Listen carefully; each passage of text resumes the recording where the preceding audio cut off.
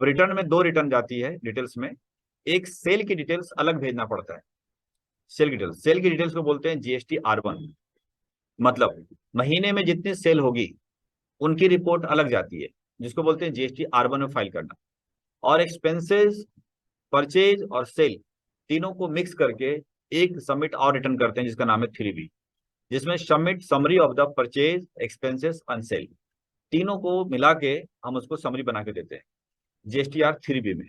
और R1 में देते हैं केवल सेल की समरी बना करके। ठीक। और जो हमारे पास परचेज का बिल आता है उसकी रिकंसलेशन की जाती है। रिकंसलेशन क्या है ये अभी फिलहाल बाद की बात रखिएगा। फिलहाल अभी जो बोल्ड बोल्ड लिखा हुआ R1 और 3B, इस पर तो ध्यान दीजिए। यानी जो हम सेल कर रहे हैं, बेच रहे हैं, सर्विसेज या गुड्स बेच रहे हैं, उनकी सबमिट करेंगे R1 के अंदर। और जो एक्सपेंसेस, परचेज और सेल किया है उसको सबमिट करेंगे GST-R3B के अंतर्गत। तो दोनों की ड्यू डेट भी अलग अलग है सबमिट करने का। तो अब चलते हैं उस ड्यू डेट के ऊपर। ड्यू डेट जनवरी 1, 2021 से कुछ नया बदलाव आ चुका है। उसके पहले कुछ और था। उसके पहले की चीज कौन पढ़ता है? हम जनवरी 21 से जो आ रहा है उसको पढ़ते हैं। पहले समझते हैं कि GST-R1 की ड्यू डेट फाइल करने की क्या होता है। GST-R1 में सेल की फिगर जा रही है, मतलब सेल डिटेल जा रही है, तो उसका टाइमिंग है हर महीने की अगले 11 तारीख के अंदर अंदर। इसका अर्थ है कि एक महीना, जैसे अभी नवंबर चल रहा है, 3 नवंबर चल रहा है, तो इसके पहले अक्टूबर गुजर गया। तो अक्टूबर महीने की जितनी भी टोटल सेल होगी उसको इस महीने के 11 से पहले पहले हमें गवर्नमेंट को बताना पड़ेगा GST-R1 में। लेकिन ये सिर्फ मंथली उनके लिए बनाया गया है, उन डीलर के लिए, उन बिजनेसमैन के लिए जिनका सालाना टर्नओवर लास्ट ईयर का मतलब समझते हैं बात को। अगर मैं आज 3 नवंबर की बात कर रहे हैं, 2022 है, इसका मतलब है करंट ईयर चल रहा है हमारा 22-23। तो मैं कह रहा हूँ 21-22, 2021-22 में किसी डीलर की सालाना टर्नओवर सेल फिगर 5 करोड़ से अगर ऊपर रही थी, तब उसका इस पूरे साल में 22-23 में मंथली GST-R1 जाएगा, हर महीने खत्म होने के 11 तारीख के अंदर अंदर। टर्नओवर देखी जाएगी आपकी लास्ट ईयर की 21-22 की, लेकिन 21-22 को देखते हुए ही, टर्नओवर देखते हुए 5 करोड़ से अगर ऊपर है, तो इस पूरे साल एवरी मंथ जो हम सेल की डिटेल्स भेजेंगे वो हर महीने की अगले 11 तक हम उसको फाइल करेंगे। क्लियर? लेकिन जिसकी टर्नओवर लास्ट ईयर की 5 करोड़ से नीचे नीचे है, या 5 करोड़ तक भी है या उससे नीचे है, थी मतलब थी, पहले थी, तो ऐसे में जो डीलर की जो R1 जाएगी, फाइल करेगा, वो दो चॉइस से फाइल करेगा। मंथली भी चॉइस कर सकता है और क्वार्टरली भी चॉइस कर सकता है। अगर मंथली चॉइस करता है जिनकी टर्नओवर 5 करोड़ से नीचे थी, तो मंथली फिर वही रहेगा आपका कि हर महीने की 11 तक फाइल करना होगा। लेकिन अगर आप क्वार्टरली चॉइस करते हैं, चॉइस वाली ऑप्शंस GST के पोर्टल पे मिल जाएगा। तो अगर मंथली चॉइस करते हैं तो आपको हर महीने की 11 तारीख फाइल करनी पड़ेगी, जैसे कि नॉर्मल पहले वाला केसेस में था। लेकिन अगर आप क्वार्टरली चॉइस करते हैं 3-3 महीने पे, तो आपको एवरी मंथ नहीं करना, कुछ नहीं करना। सिंपल, अप्रैल, मई और जून पहले क्वार्टर खत्म होने दीजिए। टोटल सेल जितना होगा उसको 13 जुलाई तक आप इसको फाइल करो। 3 महीने बाद आपको 13 दिन के समय आपको मिलेगा, उसके अंदर अंदर आपको फाइल करनी है सेल की। क्वार्टर नंबर सेकेंड खत्म होने वाला है सितंबर 30 को, इसको फाइल करनी है 13 अक्टूबर से पहले पहले। 3 महीना खत्म होने दीजिए, उसके 13। ऐसी तीसरे क्वार्टर की जो दिसंबर एंड होने वाला है, 3 महीना थर्ड क्वार्टर की, उसके 13 जनवरी के पहले पहले।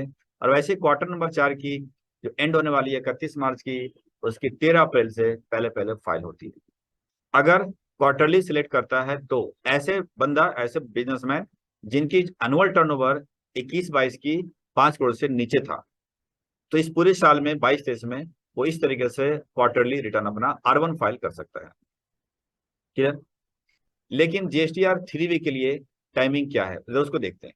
GST-R3B यानी सेल, परचेज, एक्सपेंसेस को मिलाकर जो रिपोर्टिंग करनी है, वो रिपोर्टिंग अगर वो डीलर जिनकी टर्नओवर लास्ट ईयर की यानी 21-22 की टर्नओवर 5 करोड़ से ज्यादा थी, तो वो 20 तारीख के अंदर, महीने खत्म होने के 20 तारीख के अंदर अंदर फाइल करेगा। इसका मतलब यह है कि उनके लिए 11 तारीख का समय दिया गया था R1 के लिए, तो 3B के लिए आपकी 9 दिन का वक्त और एक्स्ट्रा मिलेगा, 20 तारीख के अंदर अंदर आपको जीएसटीआर 3 भी फाइल करना है। लेकिन जिनकी टर्नओवर 5 करोड़ से नीचे थी लास्ट ईयर में, 21-22 की बात करेंगे तो 22-23 में पूरी करंट ईयर के अंदर आप जीएसटीआर 3 भी आप 2 ऑप्शन पे कर सकते हैं। अगर मंथली ऑप्शन चूज करते हैं तो सेम महीने की अगली 20 तारीख तक आपको फाइल करनी होगी। और अगर आपने क्वार्टरली चूज करते हैं तो पहले आप देखिए कि कंट्री के, इंडिया के, जो इंडिया देश है उसमें किस ओर रहते हैं, साउथ में रहते हैं या नॉर्थ में रहते हैं, यानी आपकी कंपनी साउथ की है या नॉर्थ की है। अगर आपकी कंपनी साउथ इंडिया में है तो आपको एवरी 3 महीने क्वार्टर खत्म होने के बाद 22 दिन के अंदर अंदर फाइल करना है जीएसटीआर 3 भी। और अगर आप इधर नॉर्थ में हैं, जैसे दिल्ली एनसीआर की बात करेंगे, तो ऐसे में 3 महीने खत्म होने के बाद 24 दिन के अंदर अंदर आप जीएसटीआर 3 फाइल करेंगे, अगर क्वार्टरली सिलेक्ट किया है तो। अगर आपने मंथली ही कर लिया है तो फिर साउथ हो या नॉर्थ हो फर्क नहीं पड़ता है, आपकी हर महीने की 20 तारीख के अंदर अंदर फाइल करनी होगी। कुछ क्लियर हुआ बात ना? हाँ, चलिए तो एक खेलते हैं खेला, आइए। के हाँ, जी, किसकी डीलर की टर्नओवर 5 करोड़ से ऊपर होगी, 5 करोड़ टर्नओवर से ऊपर होगी, किस साल की है? लास्ट ईयर की। सिंपल, लास्ट ईयर की देखना होगा आपको टर्नओवर। तो ऊपर होगा तो बताइए भाई कौन सा जाएगा R1 में? Simple, monthly. मंथली, और कोई चॉइस ही नहीं उसके पास। टर्नओवर अगर ऊपर चला गया तो कोई चॉइस नहीं है महीने के अलावा, सिर्फ मंथली अगले 5 को, अगले 11 को। और डाउन है तो 2 ऑप्शन है, डाउन 2 ऑप्शन है कि ऑप्शन नंबर 1 या तो मंथली, ऑप्शन नंबर 2 या तो क्वार्टरली। ठीक है, R1 की बात करेंगे। 3 की बात करेंगे तो ऊपर वाले के लिए अगले महीने का 20, डाउन है तो 2 ऑप्शन, या तो मंथली तो फिर ये रहेगा, क्वार्टरली तो आपकी इच्छा पर डिपेंड करता है कि आपकी कंपनी किधर है। साउथ में है तो 22 क्वार्टरली इनका, अदरवाइज। चलिए शुरू करते हैं। ये मान के चल रहे हैं केस 1। ए लिमिटेड एक कंपनी है दिल्ली में, उसकी एनुअल टर्नओवर थी, had annual turnover ₹6 crore for financial year 21-22। 2021-22 में उसकी टर्नओवर थी 6 करोड़ रुपया। तो आपको इस पूरे साल फाइनेंशियल ईयर 22-23 की ड्यू डेट बतानी है कि कितनी होगी। अप्रैल है, मई है, ऐसे करके बीच महीना का हम दिया नहीं, मार्च है। अप्रैल की 2022 की समझिए 6 करोड़ से टर्नओवर ऊपर है ना? सॉरी, ये मतलब 6 करोड़ है तो 5 करोड़ टर्नओवर से ऊपर है। तो जीएसटी R1 अप्रैल की कब तक जाएगी? 11 मई 2022 को जाएगी। और जीएसटी 3 भी कब जाएगी? 20 मई 2022 को जाएगी। और अब रही बात जीएसटी की पेमेंट की, कि गवर्नमेंट कहती है पेमेंट भी तो करो, जीएसटी बनता है तो पेमेंट करने की तारीख जीएसटीआर 3 में ही होती है। इसका मतलब है जीएसटीआर 3 फाइल करते हैं उसके पहले पेमेंट चली जानी चाहिए। इसका अर्थ है कि पेमेंट की डेट भी सेम रहेगी, 20 मई। सेल के वक्त पेमेंट नहीं देना पड़ता है, बल्कि जीएसटीआर 3 के वक्त पेमेंट करनी पड़ती है गवर्नमेंट को। तो डेट हो गई 20 मई की। मई की R1 कब फाइल होगी? 11 जून 2022। और जीएसटीआर 3 भी 20 जून 2022, और पेमेंट सेम 20 जून 2022 चलेगी। अगर हम मार्च की बात करते हैं तो मार्च की हम थोड़ा सा देख लें कि किस तरह से क्या चलेगा। तो मार्च 2023 अभी आया नहीं है, आने वाला है, लेकिन R1 जाएगी तो कैसे जाएगी? 11,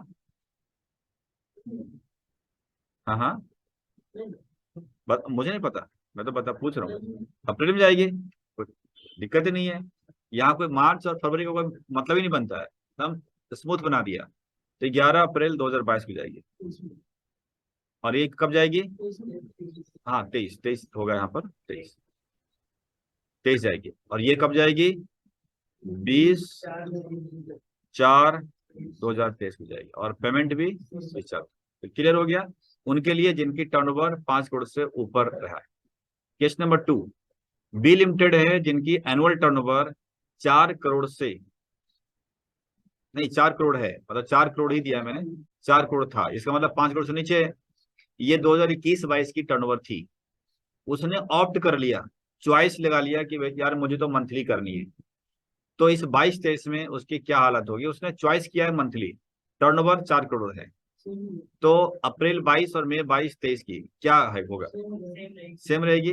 तो मैं अगर कॉपी करूं यहाँ पेस्ट करूं तो फर्क नहीं पड़ता है, सेम रहेगी। ये भी आपका क्लियर है।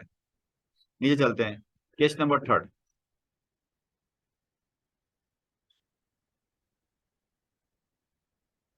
आइए, यहाँ पर case number 3, B limited Delhi में कंपनी है जिनकी एनुअल टर्नओवर 4 करोड़ है। फाइनेंशियल ईयर 21-22 की बात कर रहा हूं मैं, लेकिन उन्होंने ऑप्ट किया है QRMP स्कीम। अब QRMP स्कीम का मतलब होता है क्वार्टरली रिटर्न मंथली पेमेंट। इस पॉइंट पे आते हैं जरा, अब इसके बाद की बात है। QRMP स्कीम, QRMP स्कीम एक स्कीम है जिसका नाम है क्वार्टरली रिटर्न मंथली पेमेंट, या 1 जनवरी 21 से आ चुका था। इस स्कीम का यह अर्थ है कि जिनकी टर्नओवर 5 करोड़ के अंदर अंदर है वही इस स्कीम को ले सकता है। पहली बात, इस स्कीम का मतलब क्या है, मतलब यह है कि GST-R1 और GST-R3 आपको रिटर्न क्वार्टरली रिटर्न फाइलिंग करना है, मतलब 3-3 महीने में करना है। 3 महीने की तारीख ऑलरेडी मैं बता चुका हूं कि R1 अगर फाइल करना है 3 महीने में, तो आपकी 3 महीने खत्म होने के बाद 13 दिन के अंदर करना है। और अगर GST-R3 भी करनी है तो 3 महीने खत्म होने के आपको 22-24, वो डिपेंड करता है कि साउथ नॉर्थ में आप फाइल करेंगे। तो मतलब रिटर्न फाइलिंग करनी है क्वार्टरली आपको, R1 और 3 भी दोनों। लेकिन आपको GST पे करना है मंथली। मतलब अगर GST का हिसाब किताब बन रहा है तो भैया इंतजार नहीं होगा 3 महीने के बाद, चौथे महीने ना, डिटेल्स भेजते रहो, वो आपकी इच्छा है। बट पेमेंट, GST की पेमेंट करनी पड़ेगी मंथली, महीने खत्म होने के 25 तारीख के अंदर अंदर। यानी घुमा फिरा के सरकार ने फालतू में कह दिया है कि 3 महीने के बाद करो। मुझे भी लगा बड़ा आराम शांति है, 3 महीना बाद ही कुछ करना होगा, यहाँ भी 3 महीने बाद, लेकिन फिर उठा के पटक दिया कि 25 को, नहीं 25 को करना ही है पेमेंट, तो हिसाब तो पहले निकालना पड़ेगा। यानी हर महीने टेंशन बना रहता है। तो अगर भाई QRMP स्कीम करोगे तो ये तो करना ही पड़ेगा। तो अब ये समझ में आ रहा है, तो जरा चलते हैं इस पॉइंट के ऊपर, इसको क्लियर करते हैं। एक बात हो रही है IFF, इसको मैं फिलहाल कट कर रहा हूँ, इसको नजर नहीं रखना आपको। R1-3B पेमेंट, पहले इस पे ध्यान देते हैं जरा, ठीक। तो चलिए शुरू करते हैं। ये कंपनी बी लिमिटेड कंपनी की टर्नओवर 4 करोड़ है, 21-22 की थी। उसने ऑप्ट किया QRMP स्कीम, मतलब समझ रहे हैं, R1 और 3B जाएगी क्वार्टरली, पेमेंट जाएगी मंथली, ऐसा वाला चॉइस किया। पूरे 22-23 में क्या होने वाला है R1 और 3B की डेट के साथ, तो बताइएगा जरा। अप्रैल 22 में R1 कब जाएगी, तारीख बताएं जरा। 13 मई 2022 हो जाएगी ना। और GST-3B कब जाएगी, तो हमें क्या, हम तो आप बोल रहे हो, हम लिख रहे हैं। तो मतलब अप्रैल 22 की R1 नहीं जाएगी, मतलब 13 मई गलत है ना, कि सही है, गलत है, सिंपल सी बात है। R1 नहीं जाएगी भाई। R1 जब जाएगी ही तो फिर क्वार्टरली QRMP क्यों है। QRMP का मतलब है quarterly return, return quarterly file होगी। तो इसका मतलब है अप्रैल महीने के सेल की R1 नहीं जाएगी। आपको अप्रैल मंथ का R1 अभी नहीं भेजना है। GST-R3 भी नहीं भेजना है, पेमेंट भी नहीं करना है, ये करना है, हाँ करना है ना, ये तो फंसा दिया। 25 मई तक करना है, 25 मई 2022 तक करना है, मतलब अप्रैल की जो सेल है और जो खर्चे वर्चे होंगे, GST का हिसाब किताब बोले तो क्या करने का, आउटपुट माइनस इनपुट करने का। तो आउटपुट माइनस इनपुट जो कर रहे हैं ना, उस हिसाब से निकाल कर जो GST आएगा उसकी पेमेंट आपको करनी है 25 मई 2022 तक। समझ रहे ना ये चीजें। मई की बात करेंगे तो मई की रिटर्न R1 कब जाएगी, तो नहीं जाएगी। 3B नहीं जाएगी, पेमेंट जाएगी, कब जाएगी, 25 जून 2022 से जाएगी।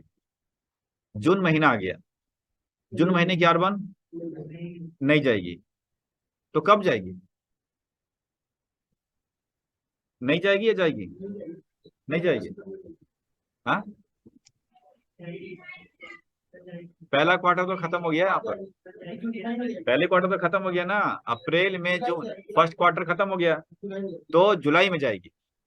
अब जुलाई में जाएगी, उसमें सारे सेल डलेंगे, अप्रैल की सेल, मई की सेल और जून की सेल, तीनों महीने के सेल टोटल, इसको मैंने इसमें लिख चुका हूं, मैं कमेंट बॉक्स में लिख चुका हूं कि अप्रैल प्लस मई प्लस जून तीनों मिला करके जो होता है सेल, वो जाएगी। कब तक जाएगी भाई? क्योंकि ये है आपकी R1, और R1 के लिए तो साउथ नॉर्थ का कुछ ठिकाना नहीं है, एक ही डेट है, 13 जून है ना, 13 जुलाई 2022 तो जाएगी। और GSTR 3 भी दिल्ली का है, देखिए कंपनी दिल्ली की है, तो कब जाएगी?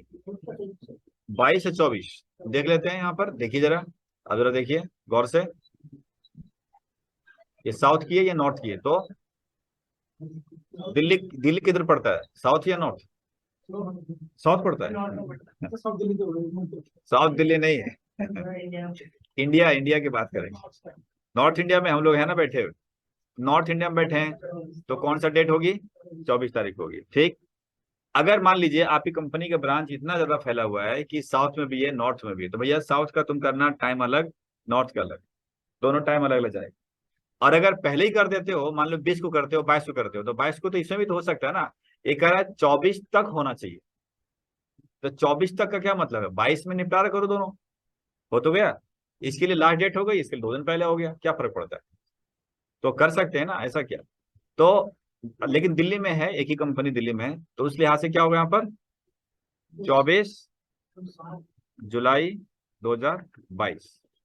पेमेंट नहीं, देखिए पेमेंट एवरी मंथ जाती 25 को, लेकिन जिस महीने GSTR 3 भी जानी है ना, तो GSTR 3 भी के साथ जाएगा, उसके पहले पेमेंट हो जानी चाहिए। इसका मतलब है कि 24 को 3 भी है, तो भाई लास्ट डेट 24 ही रहेगा, उससे ज्यादा एक्सटेंशन नहीं ले सकते आप, ठीक। यानी पेमेंट आपको अप्रैल में जून के इकट्ठा ना करके, आपको सिर्फ जून जून का पेमेंट आपको करना है। वजह क्या है?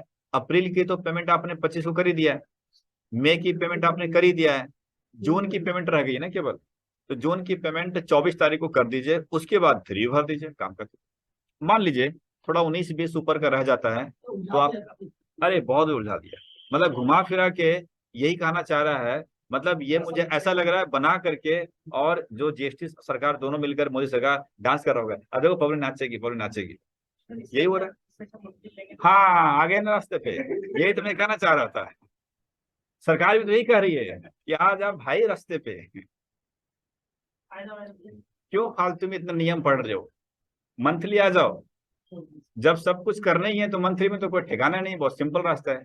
R1 3 भी अभी तो कुछ नहीं हुआ, ये खोलूंगा तो पता चलेगा पोर्ट रहा है अभी तो। हाँ, मतलब R1 3 भी सिंपल हो जाएगा, सिंपल अपना फंडा रहेगा, पेमेंट भी सिंपल सिंपल चलते रहेगी, डेटा भी मिसमैच रहेगा 3 भी, मतलब क्वार्टरली में, तो ये सब सिंपल है। आप R1 3 भी मंथली का मतलब भूल जाइए, टर्नओवर क्या है, टर्नओवर मालिक हो रही है, आपको R1 3 भी मंथली करते रहो, लेकिन अगर क्वार्टरली है तो भाई सीखना पड़ता है ना, तो उस हिसाब से डन। चलते हैं, अगले क्वार्टर में आ चुके हैं, सेकेंड क्वार्टर में, जुलाई 22 की कब जाएगी रिटर्न? नहीं जाएगी, 3 भी नहीं जाएगी, पेमेंट 25 तारीख को होगी, है ना, 25 अगस्त 2022, अगस्त की नहीं जाएगी, इसकी नहीं जाएगी, और इसके कब जाएगी? सितंबर, 25 सितंबर 2022 की जाएगी। सितंबर की R1 जाएगी 13 8 अक्टूबर, 13 अक्टूबर 2022, सितंबर के अक्टूबर में जाएगी ना, अक्टूबर, और 3 भी 24 अक्टूबर 2022 की जाएगी, और पेमेंट कब करेंगे? 24 को करना पड़ेगा, क्योंकि 3 भी टाइम है ना। तो अब 2 सेक्वेंस बना दिया, तो थर्ड भी हो जाएगा, फोर्थ हो जाएगा, पकड़ लेंगे डेट। तो डेट ये रहा। तो इस तरीके से डेट बनाई गई है आपकी, जिनके टर्नओवर 4 करोड़ से 5 करोड़ से नीचे नीचे है, उनके लिए जो ऑप्ट करते हैं क्यूआरएमपी में, रिटर्न क्वार्टरली भेजना चाहते हैं वो। ठीक। अब थोड़ा सा यहाँ दिक्कत हो गया है। क्यूआरएमपी बनाने के बाद गवर्नमेंट ने सोचा, अब सोचिए क्या होगा, तो मैं अलग शीट पे आपको बताता हूँ। देखिए, एक बी लिमिटेड है जिसने कि ऑप्ट किया है क्यूआरएमपी स्कीम को, है ना। अब एक महीना मान लेते हैं अप्रैल 2022, इसने सेल किया, सेल टू, इस पार्टी ने सेल किया टू ए लिमिटेड को, सेल किया अप्रैल 2022 की में सेल किया ए लिमिटेड को। तब होगा क्या भाई, बी लिमिटेड क्यूआरएमपी स्कीम में है, इस सेल को कब दिखाएगा, सेल की दिखाने का टाइमिंग आएगा अप्रैल में भी नहीं, मई में भी नहीं, जून में भी नहीं, जुलाई में जाकर के, यानी जुलाई में जाकर के इस सेल की फिगर को दिखेगी ए को, मतलब ए को दिखेगा कि अच्छा मेरा परचेज आ गया। समझ रहे हैं, क्योंकि अप्रैल 22 की बिल है, सेल किया ए को, तो सोचिए कि इस सेल की जो फिगर है वो बी लिमिटेड चढ़ाएगा पोर्टल पे 3 महीने बाद, क्योंकि स्कीम है क्यूआरएमपी स्कीम है। तो अप्रैल में नहीं चढ़ेगा, मई में नहीं चढ़ेगा, जून में चढ़ेगा, जुलाई में चढ़ेगा। अब होता क्या है, जब तक इस पोर्टल के ऊपर बायर के, जैसे ए लिमिटेड हमारा बायर है, तो जब तक बायर को परचेज नहीं दिखता है अपने पोर्टल पे, जब तक वो इनपुट माइनस नहीं करता, मतलब जब अपना हिसाब निकालेगा वो, तो आउटपुट माइनस इनपुट वो नहीं कर पाएगा। अब इनपुट माइनस नहीं करेगा तो इसका अर्थ यह है कि जो सेल कर रहा है सिर्फ वही पेमेंट करते जाएगा सरकार को, और इनपुट आने का इंतजार करेगा, जो कि 3 महीने बाद आने वाला है। ऐसे में ए लिमिटेड अब मई महीने में 11 तारीख बाद गुस्सा हो जाता है, कहता है यार मेरा तो पोर्टल पे तुम्हारा परचेज नहीं आ रहा। कहता कैसे आएगा भाई, नहीं आएगा। बोला क्यों नहीं आएगा, कहता मेरी ना क्यूआरएमपी स्कीम है, तो जुलाई में आएगा। अच्छा जुलाई में आएगा, तो ठीक है पेमेंट जुलाई में लेना। तो उसने बोल दिया पेमेंट तुम जुलाई में लेना, कोई बात नहीं। अरे नहीं नहीं ऐसा मत करो यार, पेमेंट तो दे दो ना भाई, अप्रैल की सेल है, तुम जुलाई में पेमेंट करोगे। तो बोला तुम भी तो दे रहे हो परचेज तुम जुलाई में, मुझे तो नुकसान हो रहा है इनपुट का, तो पेमेंट ले लेना जुलाई में, क्या फर्क पड़ता है। बोला हम क्या करें, मेरा तो क्यूआरएमपी स्कीम हम डाल ही नहीं सकते इसके अंदर। तो ये शुरू शुरू जब नियम बना क्यूआरएमपी के, तो ये समस्या आने लगी। अब ऐसे डीलर फंस गए इसमें, ऐसे स्कीम में आकर के। बोला कि हम तो सेल भाई क्यूआरएमपी स्कीम ले लिया, उसके बाद हम जब भी सेल करते हैं 3 महीने बाद दिखाना पड़ता है। सामने वाला जो बायर है वो मेरा पैसा अटका देता है, कहता है कि नहीं पेमेंट अभी नहीं देंगे। तब गवर्नमेंट ने एक और उसमें पोर्टल में डाल दिया, उनके लिए डाला जो क्यूआरएमपी स्कीम वाले हैं, उनको उस पोर्टल पे डाल दिया, जिसका नाम रखा आईएफएफ, इनवॉइस फर्निशिंग फैसिलिटी बोलते हैं इसको, फुल फॉर्म मैं शीट नंबर 8 पे दिखा रहा हूं आपको। देखिएगा इसका नाम दिया है आईएफएफ, इनवॉइस फर्निशिंग फैसिलिटी। बोला कि अगर आपको दिक्कत हो रहा है, महसूस हो रहा है, जैसे बी लिमिटेड को दिक्कत हो रही है कि ए लिमिटेड को जो माल बेचते हैं वो 3 महीने बाद आप दिखाते हो सेल, तो उसको R1 की तरह हर महीने R1 की तरह आईएफएफ में वो इनवाइस डाल दो, सेल डाल दो। मतलब फिर उसने उठा पटक करके पता नहीं क्या करती, मतलब बी लिमिटेड अपने सेल बिल को अपनी इच्छा से, सुनिए, तो मैं कह रहा था कि अगर कोई कंपनी है, कोई फर्म है जो क्यूआरएमपी स्कीम में है, और मान लीजिए अप्रैल महीने की कोई सेल उसने करा किसी अपने बायर को, तो इस सेल की डिटेल्स वो डालेगा क्वार्टरली 3 महीने बाद, और 3 महीने बाद आने वाला है जून के बाद डालेगा, तो जुलाई में डालेगा, जुलाई में डालेगा सेल की बिल, तो जाकर के उस बायर को दिखेगा अपना परचेज। जब परचेज दिखेगा तो उस तब वो अपने आउटपुट में से इनपुट को, इस इनपुट को माइनस कर सकता है। तो इसके लिए इंतजार करना पड़ता है 3 महीने। ऐसे में ये ए लिमिटेड इस बंदे की पेमेंट रोक देता है, इस कंपनी की पेमेंट रोक देता है कि भैया तुम्हारा परचेज नहीं दिख रहा है, तो हम तुम्हें पेमेंट भी 3 महीने बाद करेंगे। बड़ा मुश्किल हो गया। तो ऐसे में गवर्नमेंट ने इसको बी लिमिटेड के पोर्टल पे, यानी जो क्यूआरएमपी स्कीम को अडॉप्ट करते हैं उनकी पोर्टल पे एक बटन डाल दिया आईएफएफ का, जैसे आईएफएफ का ऑप्शनल बटन डाल दिया कि आप चाहो तो ऐसे ऐसे अपने बायर, जो बायर आपको परेशान करता है उस सभी बायर का आप बिल डाल सकते हो। आपकी इच्छा है, आपके अगर लग रहा है कि 50 बिल कटे हैं महीने में और 10 पार्टी परेशान करती है तो 10 ही का आप डालो, कोई दिक्कत नहीं। लेकिन जो बिल डल जाएंगे आईएफएफ में वो फिर अगेन R1 में नहीं डलेंगे। तो आईएफएफ कुछ नहीं है बल्कि R1 का छोटा भाई है। तो अगर लग रहा है कि R1 तो बहुत दिन बाद आने वाला है, 3 महीने बाद आने वाला है, तो कुछ पार्टियों का मैं बिल डाल देता हूं, सेल बिल डाल देता हूं और सबमिट कर देता हूं, तो आप आईएफएफ में डाल सकते हैं। बट ये ऑप्शनल है, गवर्नमेंट ने बोला कि आपकी इच्छा है। हम आपको जबरदस्ती को टाइम फिक्स नहीं कर रहे हैं कि आपको डालना ही है, लेकिन डालना है तो डाल सकते हैं। डालने से क्या फायदा होगा, जैसे ही आईएफएफ में डल जाएगा तो ये इनपुट उसको मिलने लगेगा, दिखने लगेगा ए लिमिटेड को, महीने महीने महीने का इनपुट दिखने लगेगा। महीने महीने के इनपुट दिखने से क्या होगा कि वो उसको आउटपुट में से अपने इनपुट को माइनस कर सकता है, तो पेमेंट आपकी अटकेगी नहीं। तो घुमा फिरा के बात ये हो गई कि अगर आप B2B सेल करते हो, यानी कोई कंपनी अगर B2B सेल करती है, बिजनेस टू बिजनेस सेल करती है, तो भाई तो आईएफएफ के चक्कर में क्यों पड़ रहे हो, मंथली ले लो ना रिटर्न। मंथली तो करना ही पड़ रहा है, आईएफएफ करो, R1 करो, तो ये और पेचीदा बनता चला गया। लेकिन हाँ, जिनकी B2C की बिजनेस है, जैसे मान लीजिए पूरे दुकान देख रहे होंगे कि ये कपड़ों का दुकान से भरा पड़ा है यहाँ पर, तो सोचिए यहाँ पर क्या है कि B2C ज्यादातर है।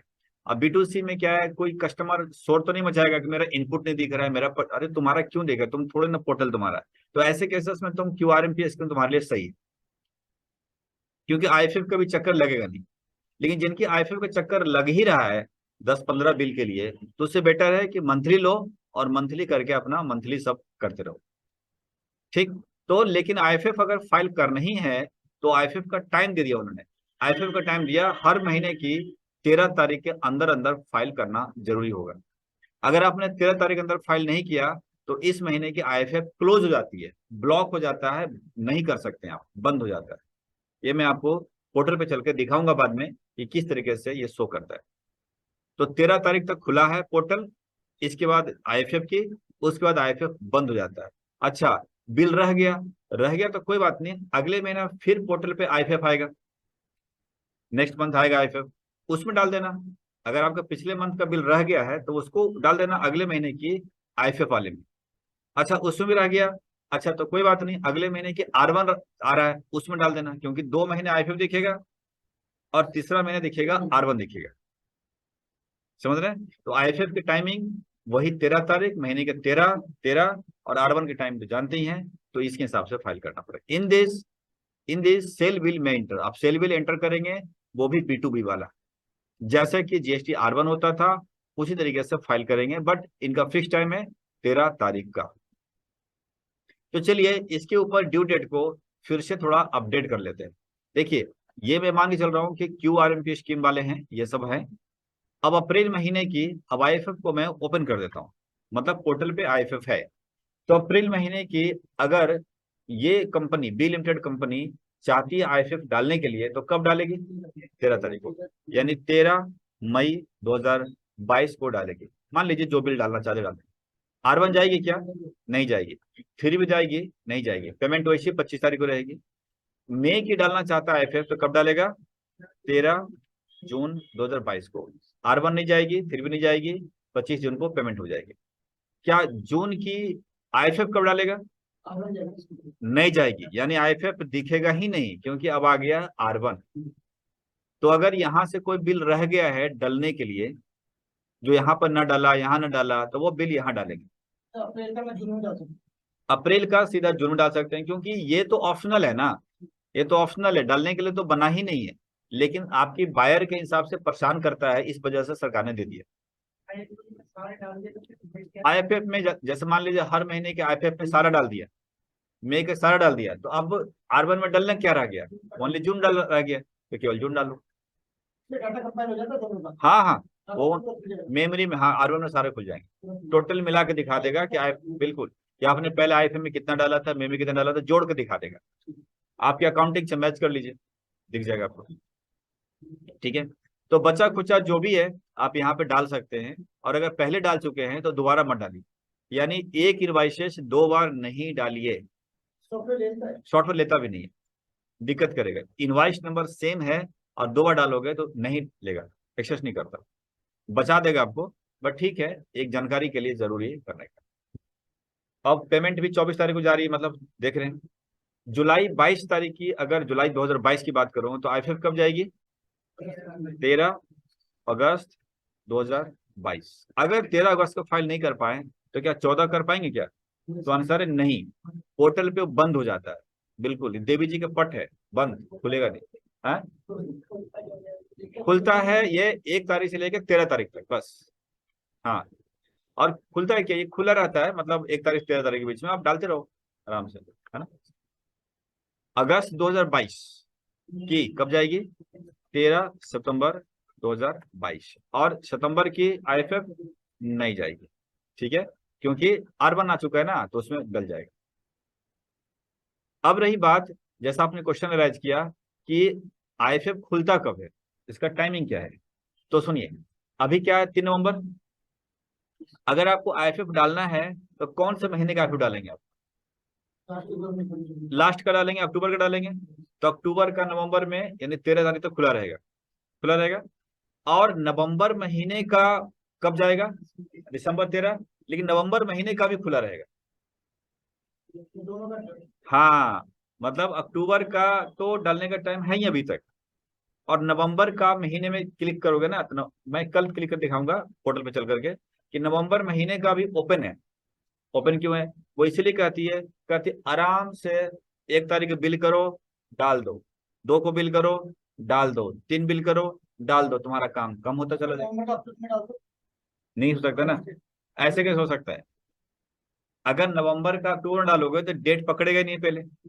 आप जैसे अक्टूबर में क्लिक करिएगा नवंबर की डेट डाल करके, तो सीधा मना कर देगा कि बिलो डेट है या अबव डेट है, लेगा नहीं, समझ रहे? हाँ, नवंबर में अक्टूबर का बिल डल जाएगा, वो आ जाएगा, क्योंकि वो तो आगे का आ जाएगा, पीछे नहीं आएगा, समझ रहे हैं? इसीलिए ओपन रहता है। ये कहता है कि अपना काम कम करते जाओ ना, सरकार ने बोला कि आप बिल डालते जाओ एक एक करके, डालते जाओ एक एक करके, काम कम होता चला जाएगा, आपकी इच्छा है।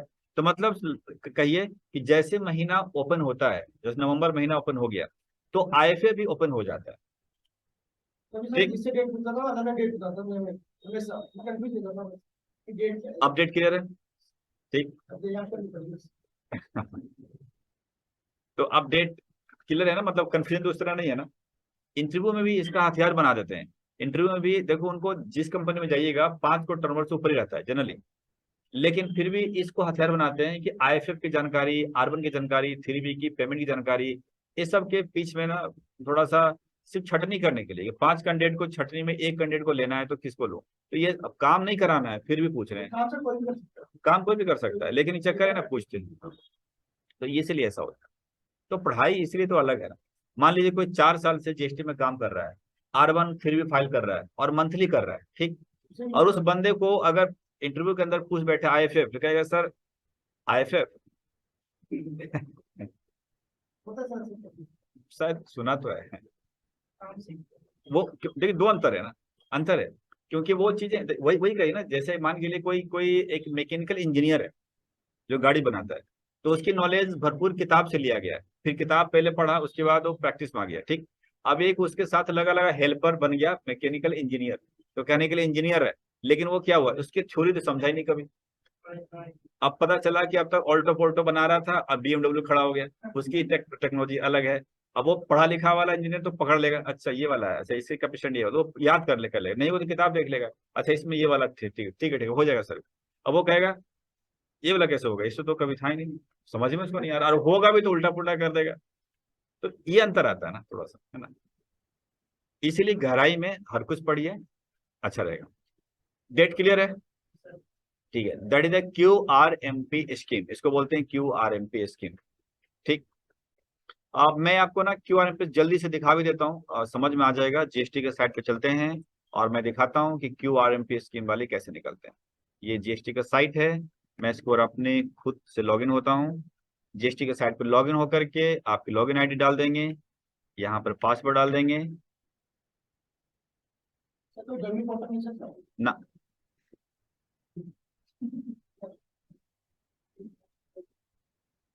आई देखिए, ये ओपन हो चुका है।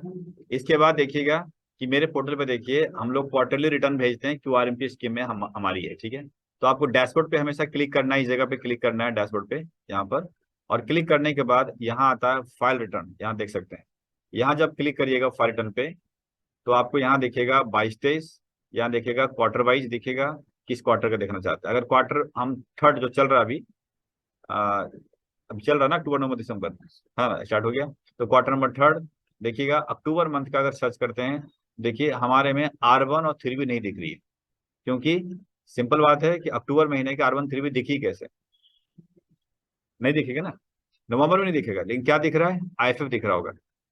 देखो IFF दिखना चाहिए ना, तो दिख रहा है IFF, 13 नवंबर की लास्ट डेट, ठीक है। और अगर आप नवंबर करेंगे सर्च करेंगे तो इसमें भी IFF देखिए खुला हुआ है, आप नवंबर का बिल भी डाल सकते हो, नवंबर डेट की। और अक्टूबर वाली तो डाल ही सकते हैं, अक्टूबर क्लिक करेंगे तो अक्टूबर का देखिए 13 नवंबर तो लास्ट डेट है। अगर मैं पीछे आता हूँ सेकेंड क्वार्टर की बात करेंगे तो सितंबर देखिएगा, उसमें R1 ये इसमें देखिए जुलाई मंथ का दिखाता हूँ, जुलाई मंथ में दिखा हमें IFF, तो 13 अगस्त की एंड डेट थी, खत्म हो गया। इसके बाद अगस्त मंथ चेक करेंगे तो उसमें आपको दिखेगा आपकी IFF, लेकिन जैसे सितंबर महीना करेंगे यानी कि क्वार्टर का एंड करेंगे, उसमें IFF बंद हो जाता है और R1 और 3 भी दिखने लगती है, देखे ना पोर्टल पे। तो इस तरह से व्यवस्था ही इतने बढ़िया किया है कि आपको उसके हिसाब से चलता रहे, ठीक है। चलिए इस पोर्टल को मैं कल फिर दिखाऊंगा आराम से, अभी तो आज घर पे पढ़िए उसको नॉर्मली, उसके बाद कल इसको फिर उठाते हैं, है ना।